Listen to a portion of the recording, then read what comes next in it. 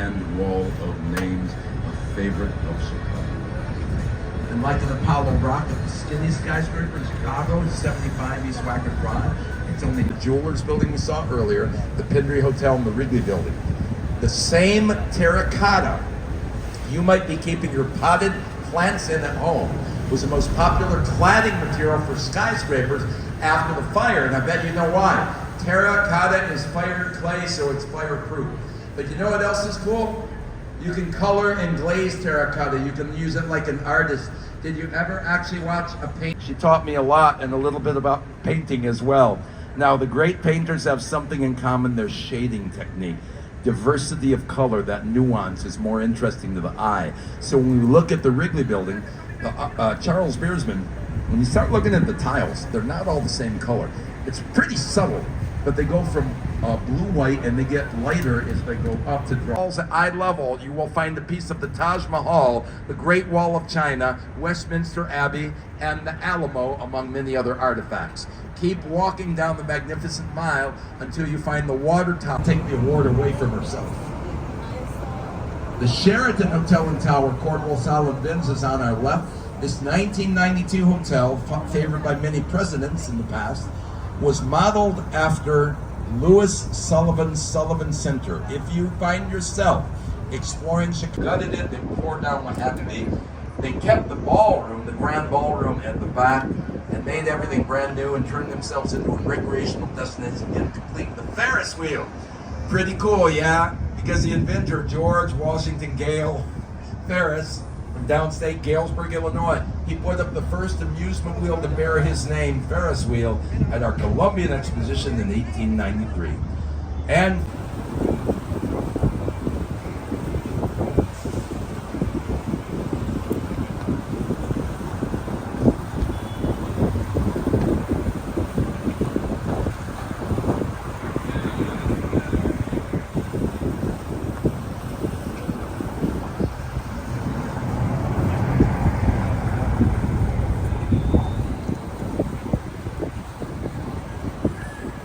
said, a building should be like a Greek column. If you look at that building for a moment, I'll give you Sullivan's actual words.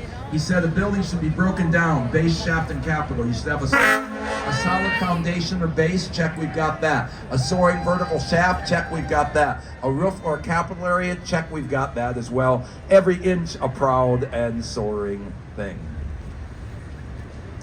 Ooh, look all the way down river. Right in front of you, there's a dark green Art Deco building with a real 24 karat gold cap and trim. Looks like a bottle of champagne, no? Today, that's the Pindry Hotel Chicago. 55 West Wacker Drive, or as my fellow tour guide Keegan Reed has named it, Danny DeVito between two supermodels. Now, brutalism is coming from a French phrase, béton brut, or raw concrete. The brutalists were basically modernists on steroids. You're celebrating structure, but they get a little overboard. Why would you do that? That's why you're enjoying the Riverwalk today. How about it? Huzzah! Huzzah! Hooray for Daniel Burnham. As you can see, they all love Daniel Burnham, just like I do. Okay, friends, I have a public safety announcement. Now, if you're going to do a building in the modern tradition, what did we learn? That in modernism, you celebrate the structure. But be very careful. Don't go overboard in celebrating structure. It is a slippery slope to the subset known as brutalism. And that style is this squat little building which will be coming up momentarily under the screen. Painter Frida Kahlo, her work was being presented right there. And you sit on the Riverwalk and you listen to it. Now this is our amazing Riverwalk. And I got an email from the Friends of the Chicago River a few years ago.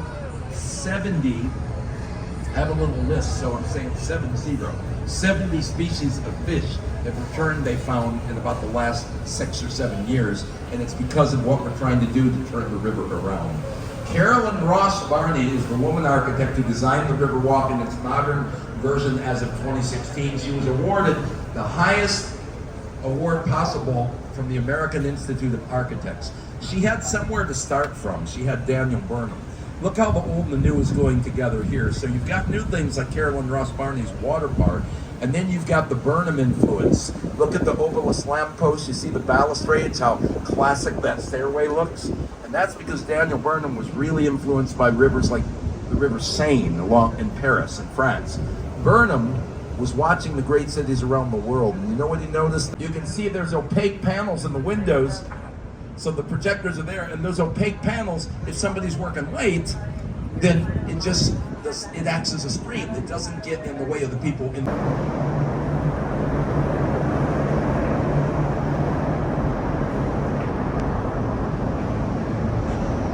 Kind of like to start the tour off with a bang. I give you not one, not two, but three towers merging into one grand skyscraper. The Hotel St. Regis and the residences at the St. Regis Hotel. Coming to us from a young woman architect. Her name is Jeannie Gang.